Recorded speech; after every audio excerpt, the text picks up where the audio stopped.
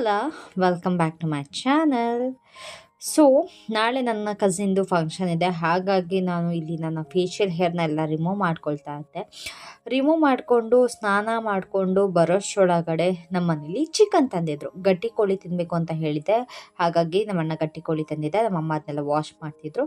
ಸ್ನಾನ ಮಾಡ್ಕೊ ಬಂದವಳು ನಾನು ನಮ್ಮಮ್ಮಗೆ ಟೊಮ್ಯಾಟೊ ಮತ್ತು ಆನಿಯನ್, ಈರುಳ್ಳಿ ಏನೇನಿತ್ತು ಅದನ್ನೆಲ್ಲ ಮಸಾಲೆಗೆ ಅಂತೇಳ್ಬಿಟ್ಟು ಕಟ್ ಮಾಡಿ ಕೊಡ್ತಾ ಇದ್ದೆ. ಅದೇನೋ ಗೊತ್ತಿಲ್ಲ, ತುಂಬ ಟೈಮಿಂದ ನನಗೆ ಗಟ್ಟಿ ಕೋಳಿ ಸಾಂಬಾರು ತಿನ್ನಬೇಕು, ಶಾವಿಗೆ ತಿನ್ನಬೇಕು ಅಂತ ಸಿಕ್ಕಾಬಟ್ಟೆ ಆಸೆ ಆಗ್ತಾಯಿತ್ತು. ಹಾಗಾಗಿ ನಮ್ಮಮ್ಮ ತರಿಸಿದ್ರು ನನಗೆ ಅಂತೇಳ್ಬಿಟ್ಟು ಅದನ್ನ ಮಾಡ್ತಾಯಿದ್ರು. ನಾನಿಲ್ಲಿ ಆನಿಯನ್ನ ಪೀಲ್ ಮಾಡಿಕೊಂಡು ಅದನ್ನು ಕೂಡ ನೀಟಾಗಿ ವಾಶ್ ಮಾಡಿ ಕಟ್ ಮಾಡಿ ಇಡ್ತಾಯಿದ್ದೀನಿ.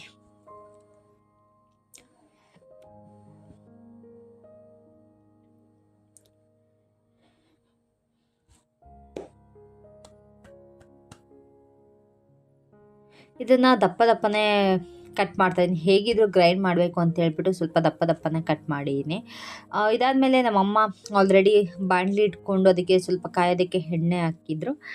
ಎಣ್ಣೆ ಬಿಸಿ ಆಗ್ತಾ ಇದ್ದಂಗೆ ಅದಕ್ಕೆ ನಾವು ಈರುಳ್ಳಿ ಏನು ಕಟ್ ಮಾಡಿದ್ವಿ ಅದನ್ನು ಇಲ್ಲಿ ಹಾಕ್ಕೊಳ್ತಾ ಇದ್ವಿ. ಫಸ್ಟ್ ಆನಿಯನ್ ಹಾಕ್ಕೊಂಡು ನೀಟಾಗಿ ಇರೋದನ್ನೆಲ್ಲ ಏನದು ಬಾಡಿಸ್ಕೋಬೇಕು ಬೇಯಿಸ್ಕೋಬೇಕು, ಏನೋ ಒಂದು ಅದನ್ನು ಮಾಡ್ಕೊಳ್ಬೇಕು. ಅದಾದಮೇಲೆ ಅದಕ್ಕೆ ಶುಂಠಿ ಬೆಳ್ಳುಳ್ಳಿದು ಹಾಕ್ಕೊಳ್ತಿದ್ದಾರೆ. ಶುಂಠಿನ ಕಟ್ ಮಾಡಿ ಬೆಳ್ಳುಳ್ಳಿನ ಸಿಪ್ಪೆಲ್ಲ ಬಿಡಿಸ್ಕೊಂಡು ಅದನ್ನು ಹಾಗೆ ಹಾಕ್ಕೊಂಡು ಸ್ವಲ್ಪ ಫ್ರೈ ಮಾಡ್ಕೊಳ್ತಾ ಇದ್ದಾರೆ ನೀಟಾಗಿ. ಇದು ಚೆನ್ನಾಗಿ ಫ್ರೈ ಆದಮೇಲೆ ಇದಕ್ಕೆ ನೆಕ್ಸ್ಟ್ ಟೊಮ್ಯಾಟೋನ ಇಲ್ಲಿ ಆ್ಯಡ್ ಮಾಡ್ಕೊಳ್ಬೇಕು. ಟೊಮ್ಯಾಟೋನ ಕೂಡ ಇಲ್ಲಿ ಉದ್ದುದನ್ನೇ ನಾನು ಕಟ್ ಮಾಡ್ಕೊಂಡಿದ್ದೀನಿ, ಹೇಗಿದ್ರು ಪೇಸ್ಟ್ ಮಾಡ್ಕೊಳ್ಬೇಕು ಅಂಥೇಳಿ. ಸೊ ಟೊಮ್ಯಾಟೋನ ಹಾಕ್ಕೊಂಡು ಅದನ್ನು ಕೂಡ ನೀಟಾಗಿ ಬಾಡಿಸ್ಕೊಂಡು ಟೊಮ್ಯಾಟೊ ಅದು ಫುಲ್ ಬೇಯಬೇಕು. ಬೆಂದಾದಮೇಲೆ ನಾವು ಅದಕ್ಕೆ ಏನದು ಗಸಗಸೆ ಚಕ್ಕೆ ಲವಂಗನ ಹಾಕ್ಕೊಳ್ತಾ ಇದ್ವಿ. ಓಕೆನಾ, ಬಿಕಾಸ್ ಗಸಗಸೆ ತುಂಬ ಚಿಕನ್ ಸಾಂಬಾರ್ಗೆ ಟೇಸ್ಟ್ ಕೊಡುತ್ತೆ ಅಂತೇಳ್ಬಿಟ್ಟು ಗಸಗಸೆ ಹಾಕ್ಕೊಳ್ತಿದ್ದೀವಿ. ಆ್ಯಂಡ್ ಚಕ್ಕೆ ಲವಂಗ ಏನು ಫಸ್ಟ್ ಆಯಿಲಲ್ಲಿ ಫ್ರೈ ಮಾಡ್ಕೊಳ್ಳೋದು ಬೇಡ, ಇದು ಹೇಗಿದ್ರೂ ಗ್ರೈಂಡ್ ಆಗೋದ್ರಿಂದ ನೀವು ಲಾಸ್ಟಿಗೆ ಗಸಗಸೆ ಜೊತೆನೇ ನೀವು ಆ್ಯಡ್ ಮಾಡ್ಕೊಳ್ಬೋದು. ಸೊ ಗಸಗಸೆನೂ ಹಾಕ್ಕೊಂಡು ಆದಮೇಲೆ ಅದಕ್ಕೆ ನಮ್ಮಮ್ಮ ಕಾಯಿ ತುರಿ ಏನಿತ್ತು ಅದನ್ನು ಹಾಕ್ಕೊಳ್ತಾ ಇದ್ದಾರೆ. ಕಾಯಿ ತುರಿಯಲ್ಲಿ ಎಷ್ಟಿದೆ ಅಂತ ಗೊತ್ತಿಲ್ಲ, ಬಟ್ ಐ ಡೋಂಟ್ ನೋ ಏನೇನು ಯಾವ್ದಾದ್ರು ಎಷ್ಟೆಷ್ಟು ಹಾಕಿದ್ದಾರೆ ಅಂತ.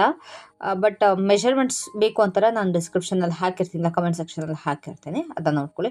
ಅದಾದಮೇಲೆ ಸಾಂಬಾರು ಸೊಪ್ಪನ್ನ ಕೂಡ ಇಲ್ಲಿ ಹಾಕ್ಕೊಂಡು ಅದನ್ನು ನೀಟಾಗಿ ಇಲ್ಲಿ ಫ್ರೈ ಮಾಡ್ಕೊಳ್ತಾ ಇದ್ದಾರೆ. ಬಾಡಿಸ್ಕೊಬೇಕು ಚೆನ್ನಾಗಿ. ಅದಾದಮೇಲೆ ಅದಕ್ಕೆ ಅರಿಶಿನ ಚೆನ್ನಾಗಿ ಹಾಕ್ಕೊಳ್ಳಿ, ಇಲ್ಲಾಂತಂದರೆ ಸ್ವಲ್ಪ ಹಸಿ ಸ್ಮೆಲ್ ಬರುತ್ತೆ.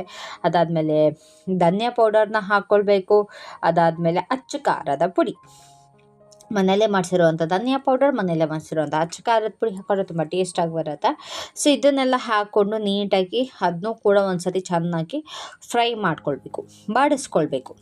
ಅದನ್ನು ನಮ್ಮಮ್ಮ ಇಲ್ಲಿ ಮಾಡ್ತಾ ಇದ್ದಾರೆ.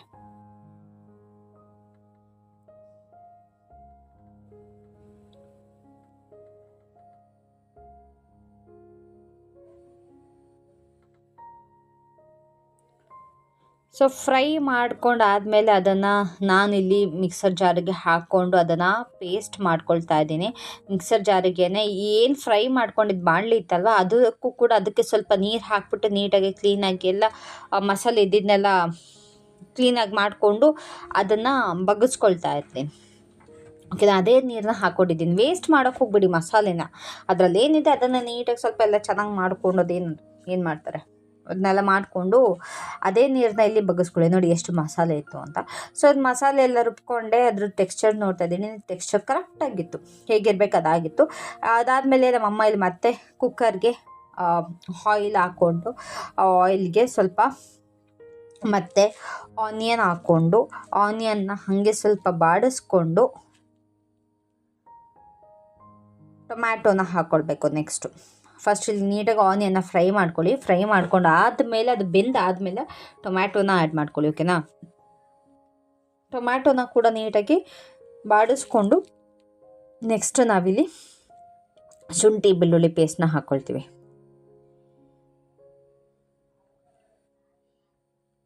ಶುಂಠಿ ಬೆಳ್ಳುಳ್ಳಿ ಪೇಸ್ಟ್ ಏನಕ್ಕೆ ಇವಾಗ ಹಾಕ್ಕೊಳ್ತಾ ಇರೋದು ಅಂತಂದರೆ ಆವಾಗಲೇ ಬೆಳ್ಳುಳ್ಳಿ ಮತ್ತು ಶುಂಠಿ ಏನಿತ್ತು ಹೋಲ್ದು ಅದು ಸ್ವಲ್ಪನೇ ಇದ್ದಿದ್ದ ಕಾರಣ ನಾವಿಲ್ಲಿ ಶುಂಠಿ ಬೆಳ್ಳುಳ್ಳಿ ಪೇಸ್ಟ್ನ ಮತ್ತೆ ಆ್ಯಡ್ ಮಾಡ್ಕೊಳ್ತಾ ಇದ್ದೀವಿ. ಇಲ್ಲಾಂತಂದರೆ ಅದು ಟೇಸ್ಟ್ ಬರೋಲ್ಲ, ಅದು ಮೆಷರ್ಮೆಂಟ್ ಕರೆಕ್ಟಾಗಿಲ್ಲ ಅಂತ ಹೇಳ್ಬಿಟ್ಟು ಪೇಸ್ಟ್ ಇದ್ದಿದ್ದರಿಂದ ಪೇಸ್ಟ್ನೇ ಮತ್ತೆ ಇದಕ್ಕೆ ಏನು ಫ್ರೈ ಇದೆ ಅದಕ್ಕೇ ಹಾಕ್ಕೊಂಡು ಫ್ರೈ ಮಾಡ್ಕೊಳ್ಳಿ. ಇಲ್ಲ ಅಂತಂದರೆ ಅದ್ರದ್ದು ಕೂಡ ಹಸಿ ವಾಸನೆ ಇರುತ್ತೆ, ಅದು ನೀಟಾಗಿ ಎಲ್ಲದ್ರ ಜೊತೆ ಮಿಕ್ಸಪ್ ಆಗೋಲ್ಲ.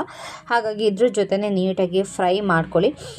ಫ್ರೈ ಮಾಡ್ಕೊಂಡಾದ್ಮೇಲೆ ತೊಳೆದಿಟ್ಕೊಂಡಿರುವಂಥ ಚಿಕನ್, ಗಟ್ಟಿ ಕೋಳಿ, ಇದು ಯಾವ ಕೋಳಿ ನನಗೆ ಗೊತ್ತಿಲ್ಲ, ಗಟ್ಟಿ ಕೋಳಿ ಅನ್ನೋದು ಮಾತ್ರ ಗೊತ್ತು. ಆ ಗಟ್ಟಿ ಕೋಳಿನ ಹಾಕ್ಕೊಂಡು ನೀಟಾಗಿ ಮಿಕ್ಸ್ ಮಾಡ್ಕೊಳ್ಳಿ. ಓಕೆನಾ? ಸೊ ಮಿಕ್ಸ್ ಮಾಡ್ಕೊಂಡಾದಮೇಲೆ ಇದಕ್ಕೆ ಉಪ್ಪು, ಸಾಲ್ಟ್ನ ಹಾಕ್ಕೊಳ್ಳಿ. ಸಾಲ್ಟ್ನ ಹಾಕ್ಕೊಂಡು ಇಲ್ಲಿ ನಮ್ಮಮ್ಮ ಅಲ್ಲಾಡಿಸ್ತಾರೆ ನೋಡಿ, ಅಂತಂದರೆ ಹಿಂಗೆ ಮಿಕ್ಸ್ ಮಾಡ್ತಾರೆ, ಅದೇ ರೀತಿ ಕೂಡ ನೀವು ಕೂಡ ಮಿಕ್ಸ್ ಮಾಡ್ಕೊಳ್ಳಿ. ಬಿಕಾಸ್ ಸೌಟಿಂದ ಹಿಂಗೆ ತಿರುಗೋದು ಕಷ್ಟ ಆಗಿರೋದ್ರಿಂದ ಈ ರೀತಿ ಸ್ವಲ್ಪ ಮಿಕ್ಸ್ ಮಾಡಿಕೊಂಡ್ರೆ ನೀಟಾಗಿ ಚೆನ್ನಾಗಿ ಉಪ್ಪೆಲ್ಲ ಹೊಂದಿಕೊಳ್ಳುತ್ತೆ. ಸೊ ಮಿಕ್ಸ್ ಮಾಡಿಕೊಂಡು ಅದನ್ನು ಬೇಯೋದಕ್ಕೆ ಬಿಡಬೇಕು. ಹಿಂಗೆ ಉಲ್ಟಾ ಕ್ಯಾಪ್ ಹಾಕ್ಬಿಟ್ಟು ಕುಕ್ಕರ್ದು ಬೇಯೋದಕ್ಕೆ ಬಿಡಿ. ಅದು ಬೆಂದಾದಮೇಲೆ ಅದಕ್ಕೆ ಮಸಾಲೆ ಏನಿತ್ತು ರುಬ್ಬಿದ್ದು ಮಸಾಲೆನೇ ಹಾಕ್ಕೊಂಡು ಅದಕ್ಕೆ ಎಷ್ಟು ನೀರು ಬೇಕು ಅಷ್ಟು ನೀರನ್ನ ನಾವಿಲ್ಲಿ ಹಾಕ್ಕೊಂಡಿದ್ದೀವಿ. ಓಕೆನಾ? ಅದು ಮಸಾಲೆ ನೀರೆಲ್ಲ ಹಾಕ್ಕೊಂಡಾದ್ಮೇಲೆ ಮತ್ತೆ ಇನ್ನೊಂದ್ಸತಿ ನೀಟಾಗಿ ಎಲ್ಲ ಮಿಕ್ಸಪ್ ಮಾಡಿಕೊಂಡು ಅದನ್ನು ಕುಕ್ಕರಿಗೆ ಹಾಕಿ ನಿಮಗೆ ಎಷ್ಟು ವಿಷಲ್ ಬೇಕು ಅನಿಸುತ್ತೆ ಅಷ್ಟು ವಿಷಲ್ ಕೂಗಿಸ್ಕೊಳ್ಳಿ.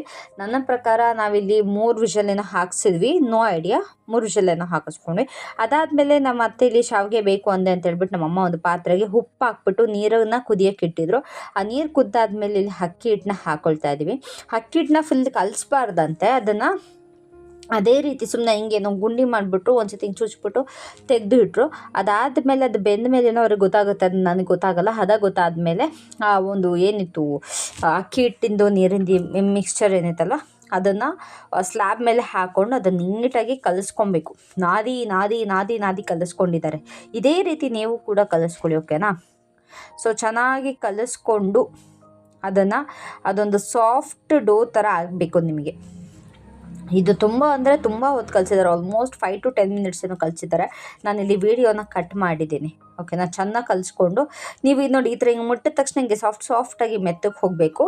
ಸೊ ಅದು ನೋಡ್ಕೊಳ್ಳಿ ಸಾಫ್ಟಾಗಿದೆಯಾ ಅಂತ, ಇಲ್ಲಾಂದರೆ ಮತ್ತೆ ನೀಟಾಗಿ ಕಲಿಸ್ಕೊಂಡಾದ್ಮೇಲೆ ಮತ್ತೆ ಅದನ್ನು ಉಂಡೆ ಕಟ್ಕೊಳ್ಬೇಕು.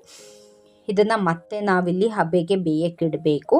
ಹಾಗಾಗಿ ಮತ್ತೆ ಉಂಡೆ ಕಟ್ಕೊಂಡು ಗೈಸ್ ಒಬ್ಬೊಬ್ಬರು ಒಂದೊಂದು ಥರ ಮಾಡ್ತಾರೆ. ಓಕೆನಾ? ಶಾವಿಗೆನ ನಾವು ನಮ್ಮ ಸೈಡಲ್ಲಿ ನಾವು ಇದೇ ರೀತಿ ಮಾಡೋದು. ಐ ಡೋಂಟ್ ನೋ ಯಾರ್ಯಾರು ಯಾವ ರೀತಿ. ಕೆಲವೊಬ್ಬರು ಬರೀ ಕಲಿಸ್ಕೊಂಬಿಟ್ಟು ಉಂಡೆ ಕಟ್ಬಿಟ್ಟು ಆಮೇಲೆ ಬೇಯಕ್ಕಿಡ್ತಾರೆ. ಇನ್ನು ಕೆಲವೊಬ್ಬರು ಫಸ್ಟೇ ಕಲಿಸ್ಕೊಂಡು ಉಂಡೆ ಕಟ್ಬಿಟ್ಟು ಸೀದಾ ಇದು ಮಾಡ್ತಾರೆ. ಬಟ್ ನಾವು ಹಂಗೆ ಮಾಡಲ್ಲ. ಫಸ್ಟ್ ಹಿಟ್ಟನ್ನ ಬೇಯಿಸ್ಕೊಳ್ತೀವಿ, ಅದಾದಮೇಲೆ ಮತ್ತೆ ಅದನ್ನೆಲ್ಲ ನೀಟಾಗಿ ಮಿಕ್ಸ್ ಮಾಡ್ಕೊಂಡು ಮತ್ತೆ ಉಂಡೆ ಕಟ್ಕೊಳ್ತೀವಿ. ಉಂಡೆ ಕಟ್ಟಾದಮೇಲೆ ಮತ್ತೆ ಬೇಯಿಸ್ಕೊಳ್ತೀವಿ. 2 ಸತಿ ನೀಟಾಗಿ ಬೇಯಿಸ್ಕೊಳ್ತೀವಿ. ಓಕೆನಾ? ಇದು ಗಟ್ಟಿ ಅನ್ನಿಸ್ಬೇಕು ನಿಮಗೆ. ಗಟ್ಟಿ ಅನ್ಸಾದ್ಮೇಲೆ ನನಗೆ ಇನ್ನೇನು ಜಾಸ್ತಿ ವೀಡಿಯೋ ಮಾಡೋದಕ್ಕಾಗಿಲ್ಲ, ತುಂಬ ಕಷ್ಟ ಆಗ್ತಿತ್ತು ಶಾವಿಗೆ ಒತ್ತಕ್ಕೆ ಅಂತ ಹೇಳ್ಬಿಟ್ಟು ಬರೀ ಶಾವಿಗೆ ಮಾತ್ರ ನಾನಿಲ್ಲಿ ತೋರಿಸ್ತಾ ಇದ್ದೀನಿ. ಒತ್ತ ಶಾವಿಗೆ ಅದನ್ನು ಮಾತ್ರ ಇಲ್ಲಿ ನಾನು ತೋರಿಸ್ತಾ ಇದ್ದೀನಿ. ಸೊ ಶಾವಿಗೆ ತುಂಬ ಚೆನ್ನಾಗಿ ಬಂದಿತ್ತು, ನೀವು ಇಲ್ಲಿ ನೋಡ್ಬೋದು. ತುಂಬ ಟೇಸ್ಟಿಯಾಗಿ ಕೂಡ ಇತ್ತು. ಶಾವಿಗೆಗೆ ನೀರು, ಉಪ್ಪು, ಅಕ್ಕಿ ಹಿಟ್ಟು ಸರಿ ಪ್ರಮಾಣ ಇರಬೇಕಂತ. ಓಕೆನಾ? ಸೊ ಇದಾದಮೇಲೆ ಶಾವಿಗೆ ಕೋಳಿ ಸಾರು ತುಂಬ ಚೆನ್ನಾಗಾಗಿತ್ತು. ತಿಂದ್ಕೊಂಡು ನಾನಿಲ್ಲಿ ಸ್ವಲ್ಪ ಆಚೆ ಹೋಗೋದಕ್ಕಿತ್ತು ಅಂತ, ನಾನು ನಾಳೆ ಹೇಳಿದ್ನಲ್ಲ ಫಂಕ್ಷನ್ ಅಂತ, ಅದಕ್ಕೆ ಪ್ರಿಪೇರ್ ಆಗಬೇಕಿತ್ತು. ಒಂದು ಐಬ್ರೋಸ್ ಎಲ್ಲ ಮಾಡಿಸ್ಕೊಂಡು ಪ್ರಿಪೇರ್ ಆಗಿ ಹೊರಟೆ. ನಾನಿಲ್ಲಿ ಐಬ್ರೋಸ್ ಮಾಡ್ಕೊಳ್ಳೋದಕ್ಕೆ ಕೂತ್ಕೊಂಡು ಅದನ್ನು ಮುಗಿಸ್ಕೊಂಡು ನೆಕ್ಸ್ಟ್ ನನ್ನ ಕಸಿನ್ ಶಾಪಿಂಗಿಗೆ ಬಟ್ಟೆ ಸೀರೆ ಕೊಡೋದಕ್ಕೆ ಅಂತಬಿಟ್ಟು ಮಡ್ಲಕ್ಕಿ ತುಂಬಿಸೋಕ್ಕೆ ಅಂತ ಇಲ್ಲೆಲ್ಲ ಸೀರೆ ಎಲ್ಲ ನೋಡ್ತಿದ್ವಿ, ಅದು ಇಷ್ಟ ಆಗಲಿಲ್ಲ. ಅದಾದಮೇಲೆ ಲಾಸ್ಟಿಗೆ ಇದನ್ನು ತೊಗೊಂಡು ಬಂದ್ವಿ. So that was it for today. Thanks for watching. Bye, love you all.